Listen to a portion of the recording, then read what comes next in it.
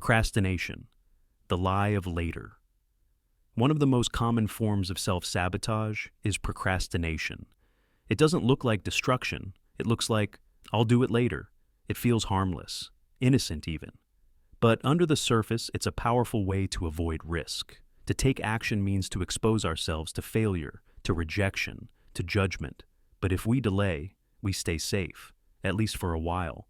We convince ourselves we're not avoiding the goal, just waiting for the right time. But the right time never comes.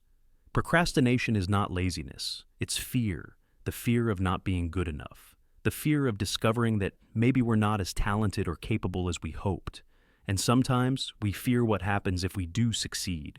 If success demands more responsibility, more visibility, more expectations. So we wait and wait until the waiting becomes our prison. Toxic relationships as a mirror.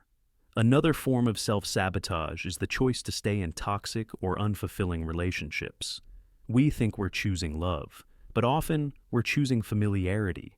If deep down you believe you're not worthy of kindness or respect, then when someone treats you poorly, it doesn't feel like abuse. It feels like home. This is why so many people go back to partners who hurt them. It's not weakness, it's identity. When love has always felt like pain, then real love, gentle, stable, kind, feels foreign, even fake. We push it away. We mistrust it. We break it before it breaks us. To heal is to rewire this belief. To understand that safety is not boring, that kindness is not manipulation, that you deserve peace, even if you've never known it before. Addiction, the distraction from the self. Addiction is often seen as the ultimate form of self-destruction. But behind the substances, the behaviors, the compulsions, is a desperate attempt to escape, not from life, but from the self. People don't drink or use or binge or gamble because they are broken. They do it because there's something inside that feels too painful to face. Addiction is not about pleasure. It's about relief. Temporary, predictable, powerful. The pain underneath might be shame or trauma, or a loneliness so deep that silence becomes unbearable. And when society tells you to just stop, it ignores the real question. What are you using it for? Until we can face what we're trying to avoid, the pattern will continue, even if the substance changes. True recovery is not just quitting the habit. It's learning how to sit with yourself without needing to escape. Sabotage masquerading as logic. Sometimes self-destruction wears a clever disguise. Logic. You say, now's not the right time to start. You say, that goal is too unrealistic. You say, I'm being practical. But beneath the logic is fear. Beneath the fear is pain. And beneath the pain is a part of you that wants to be seen, but is too scared to come into the light. This version of sabotage is especially hard to detect because it sounds smart, reasonable, adult. But no amount of reasoning will ever satisfy the part of you that feels like you're not enough. Only compassion can do that. The role of shame.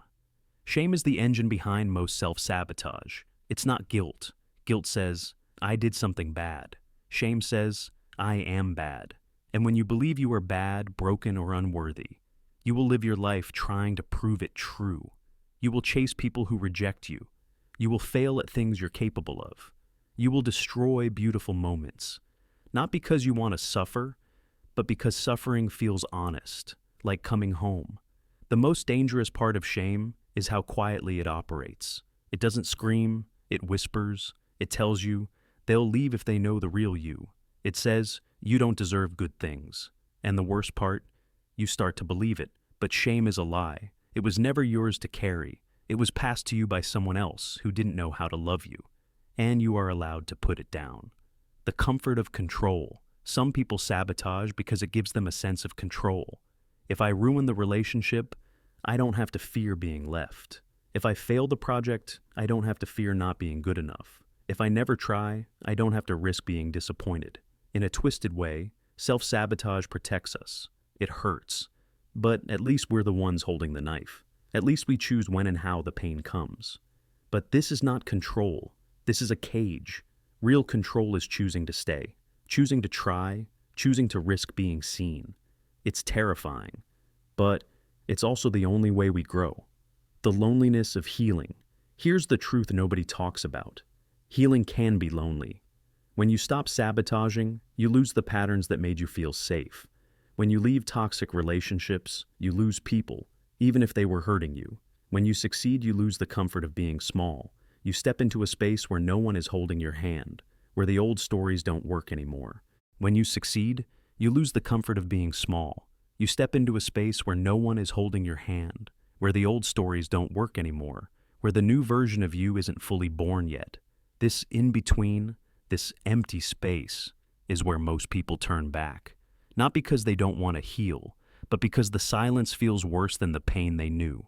If you can sit in that silence, if you can wait, even when it hurts, something new will begin to grow. You are not lost, you are becoming.